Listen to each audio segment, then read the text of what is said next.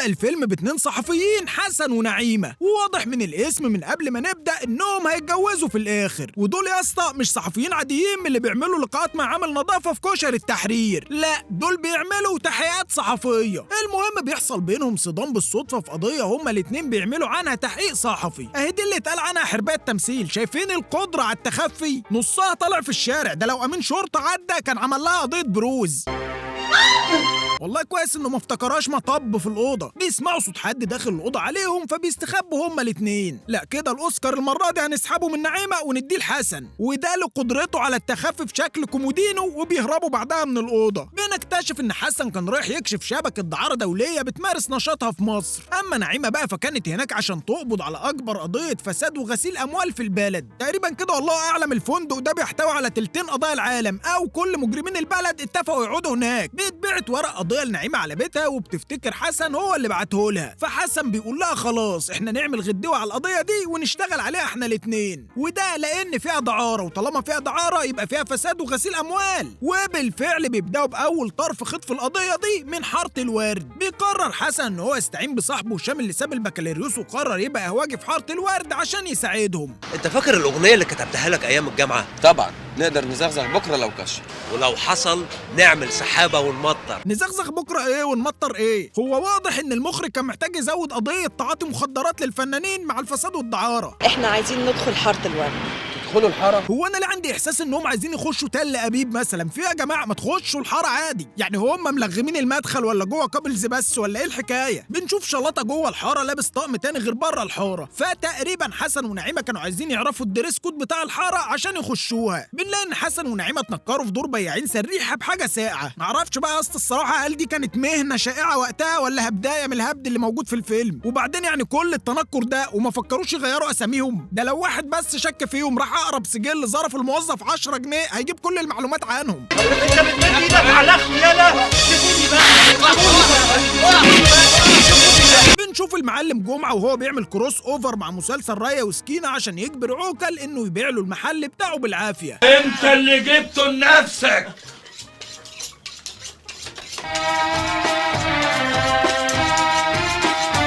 وبتروح نعيمه للمعلمه صاحبه القهوه عشان تشوف لهم شقه يسكنوا فيها في الحاره عشان يقدروا يلموا معلومات. وانتوا بانيين البيت ده بالطوب ولا بورق الدومنه يا معلمه؟ بص يا اسطى هو ايا كان البيت ده مبني بايه فهو اكيد في بونه درامي عن الفيلم ده. بيطلع لهم شلاطه الشقه وبيقول لهم ان الحاره دي فيها كبير واحد بس وهو المعلم جمعه الفرارجي، واللي بيشغل شباب وبنات الحاره في كافيهات ومحلات كوافير وفنادق. بيشك حسن ونعيمه في المعلم جمعه ان هو اللي بيجند البنات جوه الشبكه، وبيقرروا انهم يركزوا البحث وراه. جسس على بنات الجيران. هو انا لحقت اتجسس؟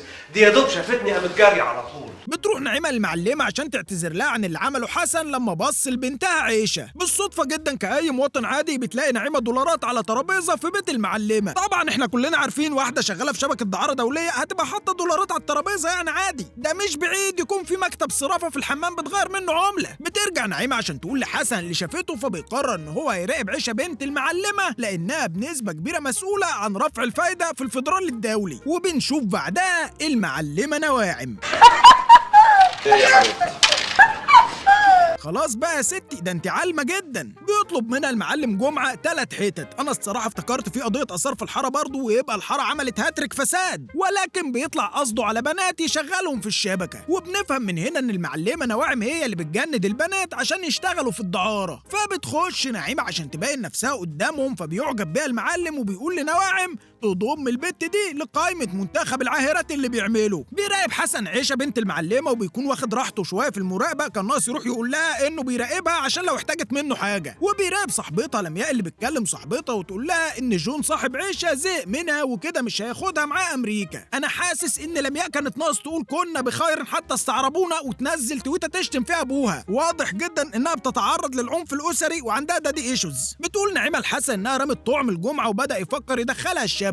فحسن بيقول لها مصلحه عشان لو ما عرفناش نعمل لقاء صحفي مع واحده من الشبكه نعمله معاكي اسهل. وبنشوف المعلم جمعه في ثالث احسن تنكر درامي في تاريخ السينما بعد البروز والكومودينو، وبيبقى اسمه فريد بابو اليزيد وفاتح كباريه زي بتوع جاتا عشان يصطاد منه زباين من رجال الاعمال.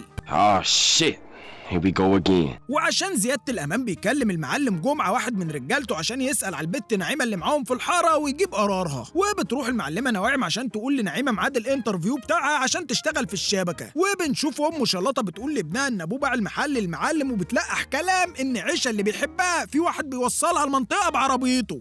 انت مش ملاحظة انك بتخرجي كتير قوي اليومين دول وبترجعي متأخرة وانا ساكتة؟ يعني الفيلم بقاله ساعة شغال ومش حاسة ان بنتك شغالة في الدعارة؟ امال الدولارات اللي بتجيبها لك دي فاكراها منين؟ من ارباح اليوتيوب؟ بنخش لمرحلة الجد وبيكون مطلوب من نعيمة تنزل الكباريه عشان تتعامل مع اول زبون في الشبكة. خلي المنوم ده معاكي. ربنا يستر بقى، ونعيمة ما تفتكرش انه بيديهولها عشان لو مش عايزة تحس باللي هيحصل. بيوصلها حسن للكباريه وبتطلع للمعلم جمعة اللي بيعرفها على اول زبون وهو خالد ابو المجد، وبيديها موبايل عشان تطلع لايف من جوه. ده احدث موبايل في العالم، في كاميرا ديجيتال. بنلاقي عيشة وصلت الكباريه هي وصاحبتها لمياء، وشلطة بيكون بيراقبهم. بنرجع للمعلم جمعة اللي بيكلم شاب من الشباب اللي شغالين معاه وبيقول له ان الجماعة بره زعلانين عشان نقلوا مرض الايدز ل 12 واحد بس. فالواد بيقول له حلو يا معلم، ما ال 12 هينقلوا المرض ل 60 وال 60 ينقلوه ل 120 لحد ما يعملوا شجرة ويجيبوا العربية. لكن المعلم جمعة بيقول له انهم هدفهم ينقلوا المرض لنص شباب البلد في خلال سنتين. impossible. انا مش فاهم والله الجماعة دي بتفكر ازاي، يعني كانوا نزلوا مثلا حقنوا الناس بالفيروس في الشارع اسهل. بنشوف بعد كده اعراض المرض وهي بتظهر على صاحبة عيشة، وبيتنرفز المعلم جمعة لان لو صاحبة عيشة راحت المستشفى هيتكشف المخطط بتاعهم، فبيؤمر المعلم انهم يتخلصوا من البت دي. لكن للاسف شلطة بيكون مراقبهم وبيطلع يضرب الواد وياخد لمياء على المستشفى. بنعرف بعد كده ان الحكومة هي كمان مجندة خالد ابو المجد، وانهم هم اللي بعتوا الورق في بداية الفيلم لنعيمة عشان ينشروا ويفضحوا الشبكة. طب هو انا مكسوف، بس هو يعني كان في حل احلى، كان ممكن مثلا تقبضوا عليهم. احنا حاطين جمعة تحت المراقبة من شهر تقريبا،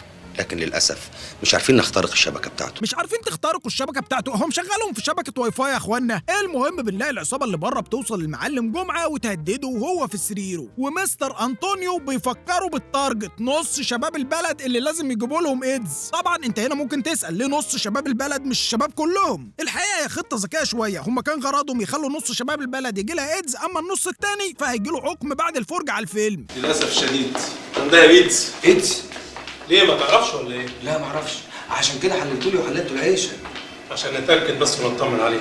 هو الدكتور غالبا بيتعامل مع الايدز على انه برد، تقريبا فاكر ان عيشة وسيد لقطوا دور ايدز من المروحة. بنروح بعدها المشهد الاخير والحكومة بتركب مايك لنعيمة وهي بتقابل المعلم جمعة عشان تفضحه، ولكن المعلم جمعة بيكشفها. عارفه الحقنه دي فيها ايه؟ اعلى نسبه فيروس للايدز دخلت مصر. اكبر نسبة ايدز. هو بيعامل الايدز على انه محصول تقريبا. حس كده بقى، يعني حد يشوف لنا صادرات فيروس الكوليرا وصلت قد ايه. اتفضلي معايا يا مدام، اتفضلي يا مدام. اللي هيعرف الراجل ده قال كام مرة اتفضلي معايا هيكسب معانا. تكسب المحبة، تكسب الأخوة، في حاجات كتير ممكن تكسبها. في النهاية بيتم القبض على المعلم جمعة والمعلمة نواعم، وبينتصر حسن ونعيمة على أكبر شبكة ضحك كانت بتهدد البلد. تصور يا فندم، كانوا عايزين ينشروا الايدز بين شبابنا في مصر. الحمد لله انكم قدرتم تقبضوا عليهم. هو الحمد لله فعلا ان انتوا انقذتوا شباب مصر من المرض، بس انتوا تقريبا من غير ما تحسوا جبت لهم الضغط. انا مش فاهم ايه وجهة نظر المخرجين عن المؤسسات الإجرامية اللي عايشة بره، وليه دايما نوعية الحاجات اللي بيحاولوا يعملوها في مصر غريبة. يعني مرة عايزين يدفنوا مخلفات نووية في مصر، مرة مش عارف عايزين يجيبوا للشباب ايه. مفيش حاجة اقولها غير حسبي الله ونعم الوكيل. وما تنساش قبل ما تخرج تعمل لنا لايك وشير وسبسكرايب على اليوتيوب كالعادة، وتستنانا في الملخصات اللي جاية. سلام.